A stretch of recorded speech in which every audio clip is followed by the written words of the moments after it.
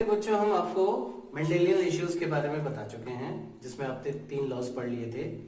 और अब बताते हैं कुछ नॉन मेंडेलियन रेशियोज, मतलब ऐसे रेशियोज जो मेंडलिज्म में फिट नहीं होते हैं।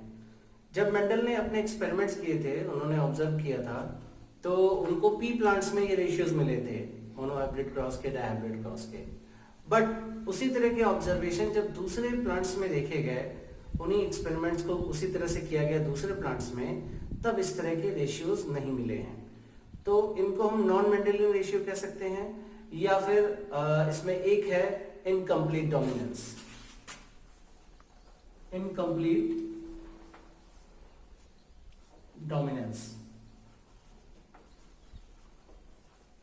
इसमें क्या है कि जब F1 जनरेशन में कोई एक पेरेंट आना चाहिए था मेंडलिज्म में, बट यहां पर कोई भी पेरेंट में कोई कैरेक्टर नहीं आता है। मतलब जो कैरेक्टर हमने पेरेंट में लिया था वो कैरेक्टर F1 जनरेशन में आता ही नहीं है, बल्कि उनके इंटरमीडिएट कोई ना कोई कैरेक्टर आता है, जिसलिए हम इसको इंटरमीडिएट इनहेरिटेंस भी कहते हैं। Intermediate inheritance. अब इसमें देखा गया, जैसे एग्जांपल है स्नैपड्रैगन में। स्नैपड्रैगन, इसको डॉग फ्लावर कहते हैं, और इसका साइंटिफिक नाम होता है एंटीराइनम मेजस। एंटीराइनम की स्पीसीज। इसमें देखा गया कि जब प्लांट रेड कलर वाले थे, रेड कलर वाले फ्लावर्स का क्रॉस कराया गया व्हाइट कलर वाले में फ्लावर के साथ, तो सिंबल हम मान के चलते हैं ट्रू ब्रीडिंग रेड है, इसका सिंबल कैपिटल आर, और ट्रू ब्रीडिंग व्हाइट है, इसका सिंबल हम स्मॉल आर मान लेते हैं। तो F1 जनरेशन में या तो रेड आना चाहिए था या व्हाइट आना चाहिए था, बट यहां पर ना तो रेड आ रहा ना व्हाइट आ रहा है, बल्कि जो फ्लावर्स आ रहे हैं उनका कलर पिंक आ रहा है। इसका कैपिटल आर जीन भी आया, इधर से स्मॉल आर आया, तो ये पिंक कलर आता है। ये F1 जनरेशन है। F1 जनरेशन में 100% पिंक आ रहे हैं। तो ये इनकम्प्लीट डोमिनेंस ऐसा क्यों हुआ है? क्योंकि ये कैरेक्टर इसके ऊपर, व्हाइट वाले के ऊपर पूरी तरह से डोमिनेंट नहीं है, इसलिए इसको इनकम्प्लीट डोमिनेंस कहते हैं या इंटरमीडिएट डोमिनेंस। और जब इसकी सेल्फिंग कराई जाती है, यानी पिंक की सेल्फिंग कराई गई पिंक के साथ कैपिटल आर स्मॉल आर, तो यहां पर इसके भी गैमेट सेग्रीगेट हुए, कैपिटल आर स्मॉल आर, ये गैमेट सेग्रीगेट हो रहे हैं। और जो यहाँ रेशियोज मिल रहे हैं उसमें रेड वाले भी मिले, पिंक वाले भी मिले, और व्हाइट वाले भी मिले। और इनका रेशियो क्या है? 25% रेड मिले हैं, 50% पिंक मिले हैं, और 25% व्हाइट मिले हैं। यानी रेशियो बनता है 1:2:1। ये रेशियो फिनोटाइप रेशियो भी है और जीनोटाइप रेशियो भी है। ध्यान रखिएगा, ये फिनोटाइप, क्योंकि प्लांट्स जो हैं उनमें फ्लावर्स फिनोटिपिकली, फिनोटाइप भी इसका 1:1 है और इसका जीनोटाइप भी है 1:1। आप क्वेश्चंस में जरूर ध्यान रखिएगा, अगर क्वेश्चंस में दिखाते हैं कि फिनोटाइप रेशियो 1:1 है, तो आप तुरंत वहां से समझ जाएंगे कि ये इनकम्प्लीट डोमिनेंस का केस है। या फिर देते हैं कि फिनोटाइप और जीनोटाइप दोनों का सेम रेशियो आ रहा है, 1:1 आ रहा है, तो भी आप समझ जाएंगे कि ये इनकम्प्लीट डोमिनेंस का केस है। तो इसमें पिंक आया यहाँ पर। पहले तो कुछ लोगों ने कहा कि ये पिंक जो है ये आ रहा है, ये ब्लेंडिंग है ना, इसको माना गया कि ये ब्लेंडिंग इनहेरिटेंस है। बट यहां पर हम इसको ब्लेंडिंग नहीं कह सकते हैं, ब्लेंडिंग हम इसको नहीं कह सकते हैं। क्यों नहीं ब्लेंडिंग कह सकते हैं? क्योंकि अगर कोई कैरेक्टर ब्लेंड हो जाता है तो वो F2 जनरेशन में फिर से सेग्रीगेट नहीं होता है। यहां पर F2 जनरेशन में ये फिर से सेग्रीगेट नहीं होता है, यानी एक बार अगर पिंक हो गए तो फिर आगे रेड और व्हाइट नहीं मिलने चाहिए, यहां पिंक भी मिल रहे हैं, इसका मतलब ये ब्लेंडिंग इनहेरिटेंस नहीं है।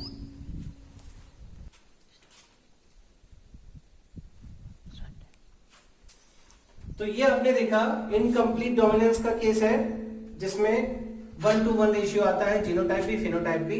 अब इसके पीछे देखते हैं वैसे डोमिनेंस का क्या कॉन्सेप्ट है।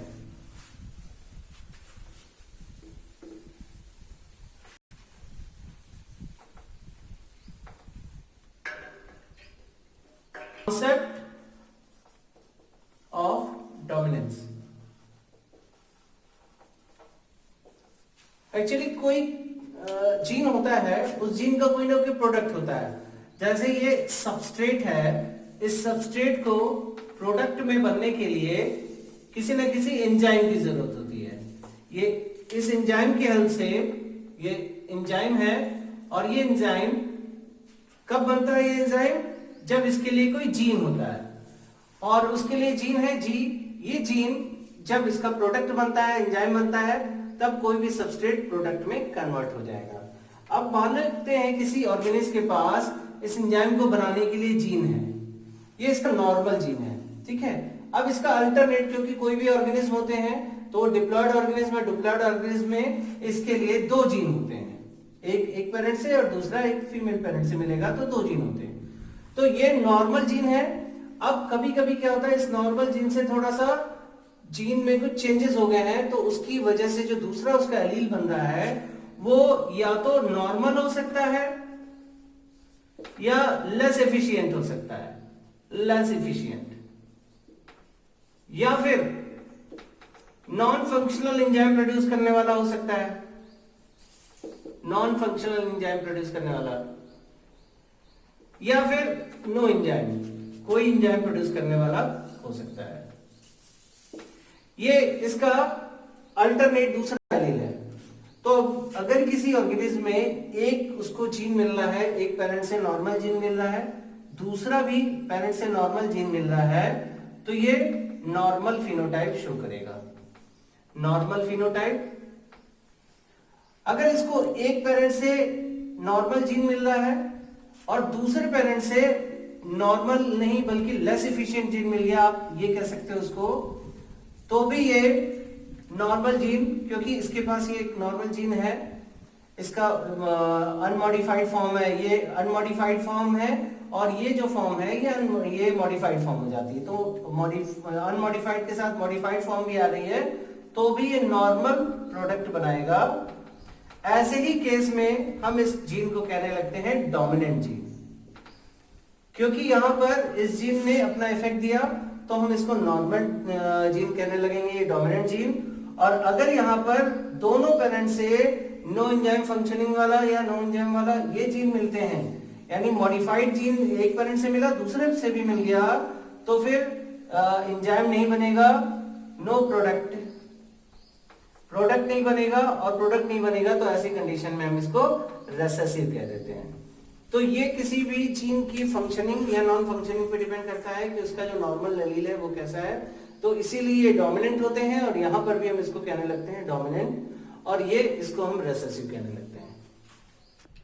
तो अभी तक जो आपने केस देखा उसमें F1 जनरेशन में या तो डोमिनेंट एक्सप्रेस होता है या फिर इनकम्प्लीट डोमिनेंस होता है।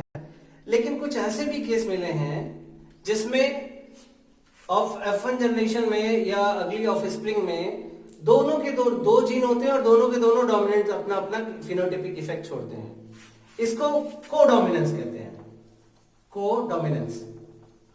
इस कोडोमिनेंस में क्या है कि रेसेसिव जीन के ऊपर कोई भी डोमिनेंट होंगे, दोनों डोमिनेंट होंगे, वो अपना डोमिनेंसी तो शो करते ही हैं, लेकिन जब F1 जनरेशन में दोनों डोमिनेंट जीन आ जाते हैं तो दोनों के दोनों अपना फिनोटाइपिक एक्सप्रेशन को शो करते हैं। तो इस केस को कहते हैं कोडोमिनेंस। और इसमें एक अच्छा एग्जांपल है ह्यूमन का ABO blood group, blood group in humans. तो ह्यूमंस में जो ब्लड ग्रुप है, उस ब्लड ग्रुप के लिए जीन होता है आई जीन।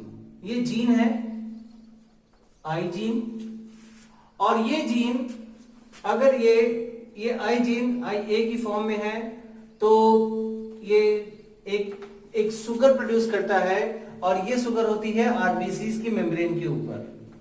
आरबीसी की मेम्ब्रेन के ऊपर ये होती है ए शुगर, ये बी शुगर होती है, ठीक है। तो ये दोनों स्लाइटली चेंज फॉर्म होती हैं। तो इसमें अगर एक पेरेंट के पास या एक ऑर्गेनिज्म में IA जीन है और दूसरे पेरेंट से भी इसको IA जीन मिलता है, तो ये ए वाला प्रोटीन बनाएंगे और ए वाला प्रोटीन बनाएंगे, तो वहां पर ब्लड ग्रुप यानी फिनोटाइप उसका ए हो जाता है।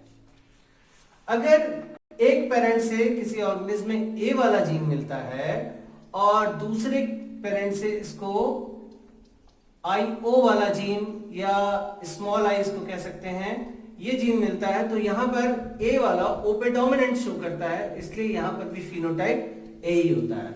ये है फिनोटाइप और ये है जीनोटाइप। जीन में आई जीन है, इस आई जीन की 3 फॉर्म हो जाती है। आई ए फॉर्म होती है ए ब्लड ग्रुप के लिए, आई बी फॉर्म होती है बी ब्लड ग्रुप के लिए, और स्मॉल आई या आई ओ फॉर्म होती है ए ब्लड ग्रुप के लिए। यानी ब्लड ग्रुप के लिए जो जीन है वो 3 में से कोई जीन हो सकते हैं। आई ए जीन हो सकता है, आई बी जीन हो सकता है, आई ओ जीन या स्मॉल आई जीन हो सकते हैं। 3 जीन होते हैं। हम ये तीनों जीन जो होते हैं वो एक ही कैरेक्टर के लिए होते हैं, ब्लड ग्रुप। तो अगर किसी ऑर्गेनिज्म में डिप्लॉयड ऑर्गेनिज्म है तो 2 जीन होंगे, एक पेरेंट से आईए जीन मिला, दूसरे से भी आईए मिला, तो ब्लड ग्रुप उसका ए होता है। एक पेरेंट से आईए मिला, दूसरे पेरेंट से आईओ मिला, तो यहां पर भी ए ही ब्लड ग्रुप होगा क्योंकि ए ओ पे डोमिनेंट है। अगर यहाँ पर एक पेरेंट से बी का जीन आता है और दूसरे पेरेंट से यहां से भी बी का ही जीन आता है, तो ये होमोजाइगस बी कंडीशन हो गई और ऐसे में एक्सप्रेस होगा तो वो फिनोटाइप बी एक्सप्रेस होगा, यानी कि जो प्रोटीन बनेगा और जो शुगर बनेगी आरबीसी के ऊपर ये बी वाली बनेगी। और इसी तरह से अगर एक पेरेंट से बी वाला जीन मिलता है, दूसरे से ओ वाला मिलता है, तो यहाँ पर बी भी ओ के ऊपर डोमिनेंट होता है, इसलिए ब्लड ग्रुप का फिनोटाइप बी आता है। और अगर यहाँ पर आई ओ जीन है और दूसरे से भी आई ओ ही जीन मिलता है, तो यहां पर ब्लड ग्रुप आता है O। ठीक है, तो ब्लड ग्रुप के लिए जीनोटाइप एक ही हो गए।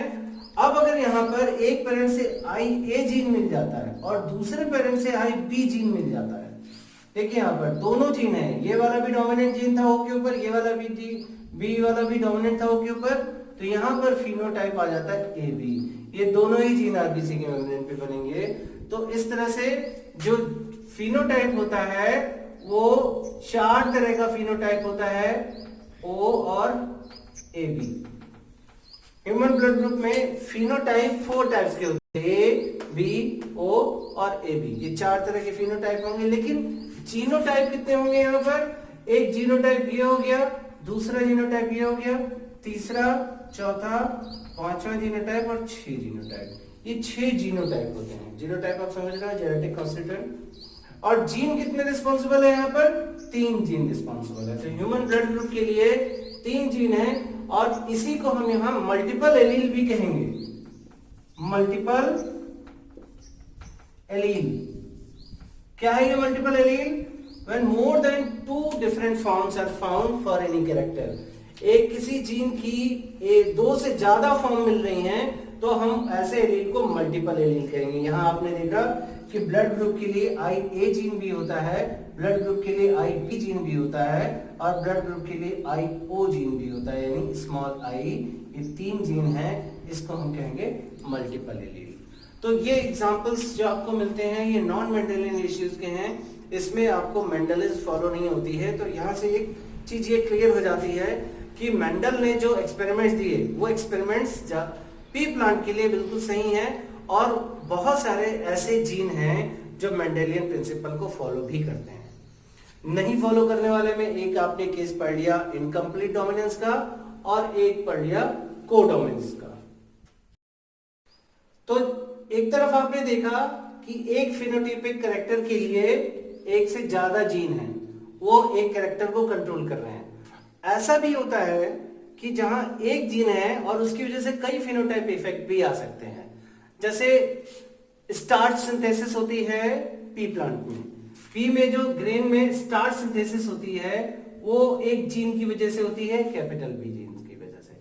ठीक है, इसकी वजह से स्टार्च बनेगा और स्टार्च अगर बनेगा तो उसकी वजह से अगर मतलब ऑफस्प्रिंग में दोनों जीन मिल रहे हैं इसको, ये वाले मिल रहे हैं, कैपिटल जीन मिल रहे हैं, तो इसकी वजह से फुल सिंथेसिस होगी स्टार्च की और सीड का शेप जो होगा वो राउंड शेप का होगा।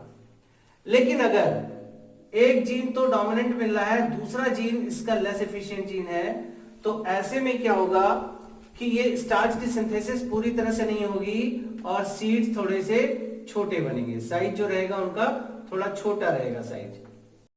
और अगर ये जीन रिसेसिव कंडीशन में है तो वहां पर स्टार्च की सिंथेसिस ठीक से नहीं होगी और ये रिंकल्ड बनेंगे, यानी फुल राउंड जो सीड्स बनेंगे वो तब बनेंगे जब ये बी जीन अपनी होमोजाइगस कंडीशन में होगा, डोमिनेंट कंडीशन में, और रिसेसिव कंडीशन में होगा तो यहां पर रिंकल्ड सीड्स बनेंगे, रिंकल्ड सीड्स। और अगर ये हेटेरोजाइगस कंडीशन में होगा तो सीड्स तो बनेंगे लेकिन स्मॉल साइज के बनेंगे, क्योंकि यहां स्टार्च की सिंथेसिस पूरी तरह से नहीं हो पाई है।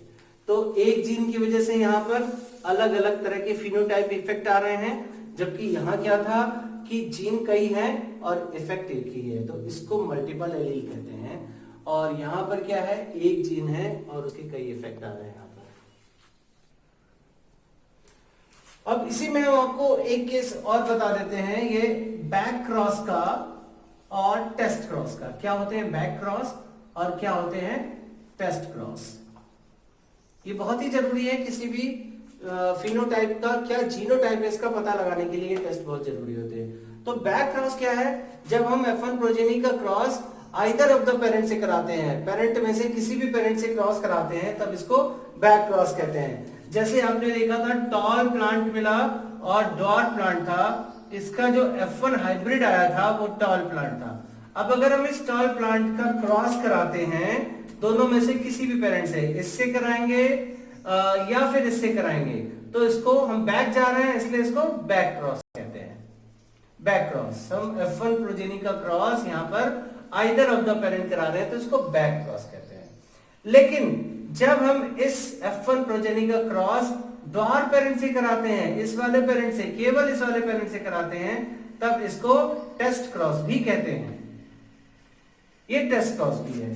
क्या हुआ यहां पर, ये टॉल प्लांट था, होमोजाइगस टॉल था, प्योर लाइन था, तो ये अपने कैरेक्टर के लिए प्योर है, होमोजाइगस है, और ये रिसेसिव है, तो ये।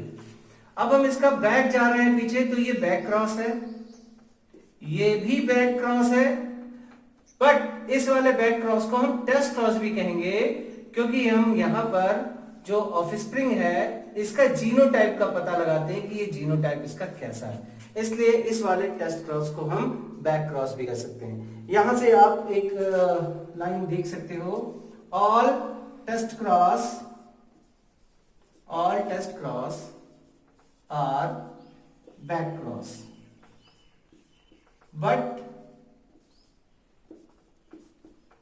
but all back cross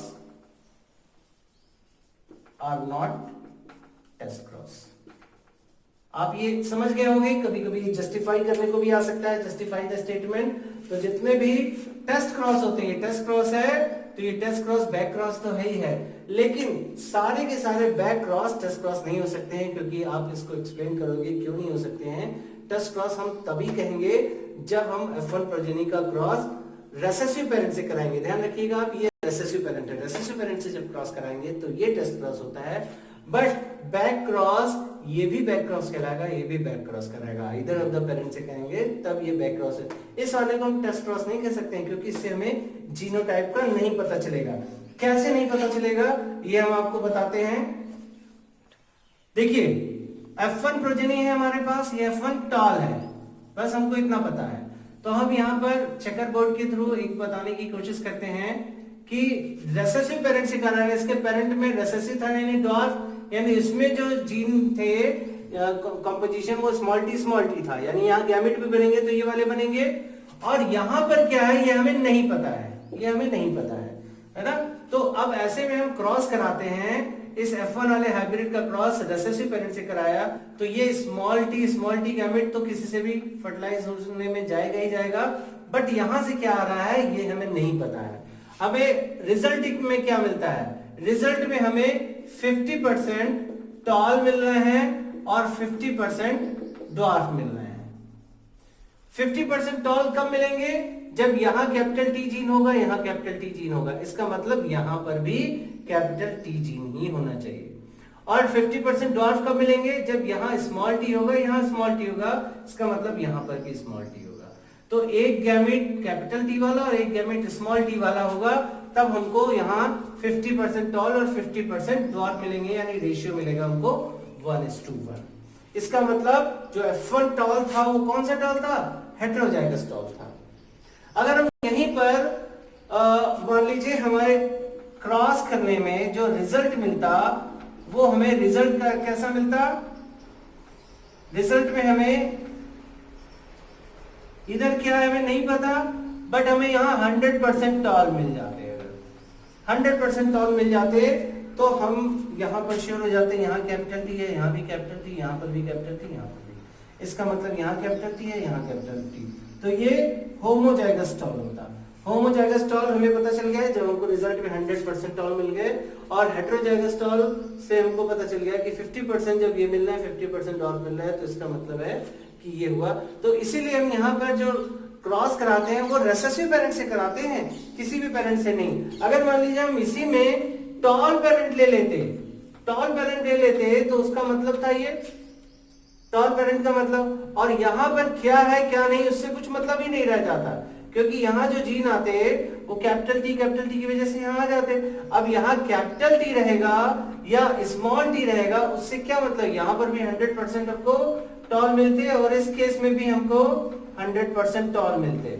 ठीक है, इसलिए कभी भी जो टेस्ट क्रॉस होता है वो डोमिनेंट पेरेंट से नहीं कराते हैं, बल्कि रेसेसिव पेरेंट से कराते हैं। इस रेसेसिव पेरेंट से कराने पे हमको क्रॉस में जो रेशियो मिलता है वो 1:1 का मिलता है। और आप ध्यान रखोगे ये जो 1:1 का रेशियो है ना, ये मोनोहाइब्रिड क्रॉस में है। मोनोहाइब्रिड क्रॉस, मोनोहाइब्रिड क्रॉस में टेस्ट क्रॉस रेशियो 1:1 है। अगर यहीं पर डाईहाइब्रिड क्रॉस रहेगा तो डाईहाइब्रिड क्रॉस में जो रेशियो है वो हमें मिलेगा 1:1:1:1। ये हमें डाईहाइब्रिड क्रॉस में मिलेगा। डाईहाइब्रिड क्रॉस, डाईहाइब्रिड क्रॉस में टेस्ट क्रॉस रेशियो, ध्यान रखिएगा, test cross ratio, test cross ratio. और वैसे भी 1:1 आता है, तो ये मोनोहाइब्रिड क्रॉस का टेस्ट क्रॉस रेशियो 1:1:1 4 बार आ रहा है, डाईहाइब्रिड क्रॉस का है। ट्राईहाइब्रिड क्रॉस में ये कितनी बार मिलेगा? गैमेट कितने टाइप के थे? 8 टाइप के, 1 2 3 4 5 6 7 8। ये मिलेगा हमको ट्राईहाइब्रिड क्रॉस में। ट्राईहाइब्रिड क्रॉस में टेस्ट क्रॉस रेशियो है। कैसे मिलेगा हम अभी आपको बताते हैं कैसे मिलेगा, इसको करके देख लेते हैं। मोनोहाइब्रिड में तो समझ गए हो, डाईहाइब्रिड में भी कैसे आएगा ये हम बता देते हैं, फिर डाईहाइब्रिड में हम नहीं बताने जाएंगे, आपको खुद से करना पड़ेगा। तो डाईहाइब्रिड क्रॉस के लिए देखिए, जैसे यहाँ पर capital R capital Y small Y आया था, F1 का यहाँ पर राउंड और येलो का जो ये जीनोटाइप आया था, कैपिटल स्मॉल ये आया था।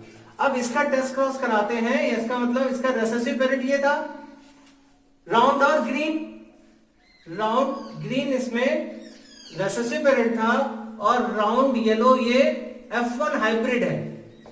अब जब हम इसका टेस्ट क्रॉस कराते हैं, देखिए जब भी कभी क्वेश्चन में भी अगर आपका आता है, क्वेश्चन में या तो टेस्ट क्रॉस लिख के आ रहा है तब तो आप समझ जाओगे टेस्ट क्रॉस है, नहीं लिख के आ रहा है, आप केवल ये क्वेश्चन में पता चल गया, आपको ये क्लू मिल गया कि ये रेसेसिव है दोनों, तो रेसेसिव पेरेंट से क्रॉस कराने का मतलब ही आप समझ जाओगे कि ये टेस्ट क्रॉस के बारे में पूछ रहा है। और आप इस क्लू से अगर समझ जाते हो तो क्वेश्चन आप बहुत जल्दी सॉल्व कर ले आओगे। नीट का क्वेश्चन हो या कोई भी क्वेश्चन हो, आप बहुत जल्दी सॉल्व कर लोगे, आप तुरंत वो पकड़ लोगे, वो पॉइंट पकड़ लोगे कि जहां से आपको किधर की तरफ जाना है अपने आंसर्स को बनाने के लिए। अदरवाइज आप भटकते रहोगे, पहले समझोगे कि इसका क्या मतलब हो रहा है, जब आपको थोड़ी देर में समझ में आएगा कि अच्छा ये तो टेस्ट क्रॉस का रेशियो, तब आप क्वेश्चन बनाने जाओगे, तब तक 1 मिनट का टाइम निकल चुका होगा। तो आप ये इससे तुरंत समझ जाना कि ये टेस्ट क्रॉस रेशियो है, टेस्ट क्रॉस के बारे में पूछ रहे हैं। तो अब देखिए ये जो F1 है हाइब्रिड, इस F1 हाइब्रिड का जो गैमीट बनेंगे वो ये गैमेट बनेंगे कैपिटल आर कैपिटल वाई। आप गैमेट बनाना जान चुके हो पहले ही, capital R small Y small R capital Y और स्मॉल आर स्मॉल वाई, ये 4 तरह के गैमेट बनते हैं इस वाले पेरेंट से।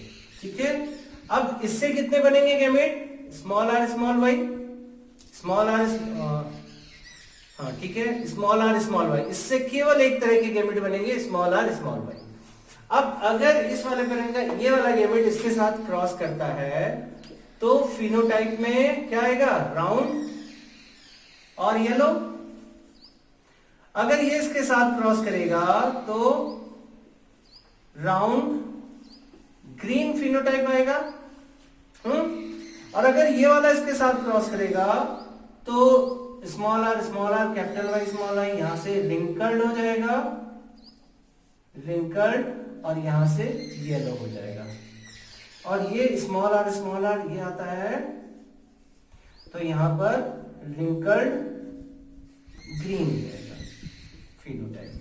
तो फिनोटाइप आपको एक मिल गया, फिनोटाइप राउंड येलो, दूसरा मिल गया राउंड ग्रीन, तीसरा मिल गया रिंकल्ड येलो, और चौथा मिल गया रिंकल्ड ग्रीन। तो 25% इसके मिलते हैं, 25% इसके मिलते हैं, 25% इसके मिलते हैं, और 25% इसके मिलते हैं। ठीक है, जब हमको राउंड येलो भी 25% मिल रहा है, रिंकल्ड ग्रीन भी 25% मिल रहा है, रिंकल्ड येलो भी 25%, राउंड ग्रीन भी 25%, तो रेशियो यहाँ क्या आ रहा है? 1:1:1:1:1। ये है डाई हाइब्रिड क्रॉस का test cross ratio. Dihybrid cross था, 2 कैरेक्टर हम एक साथ लेकर क्रॉस करा रहे हैं, डाई हाइब्रिड क्रॉस, और इस डाई हाइब्रिड क्रॉस में जो टेस्ट क्रॉस रेशियो है ये 1:1:1:1 है। ये एक और क्लू आपको दे रहा है, टेस्ट क्रॉस ये कौन सा क्लू दे रहा है? ये क्लू दे रहा है कि पेरेंटल टाइप, आपको इसके पेरेंट याद है? आपको इसके पेरेंट अगर याद होंगे तो कैपिटल आर कैपिटल वाई इसका पेरेंट था, P1 जनरेशन, और स्मॉल आर स्मॉल वाई एक पेरेंट था। तो ये पेरेंट थे।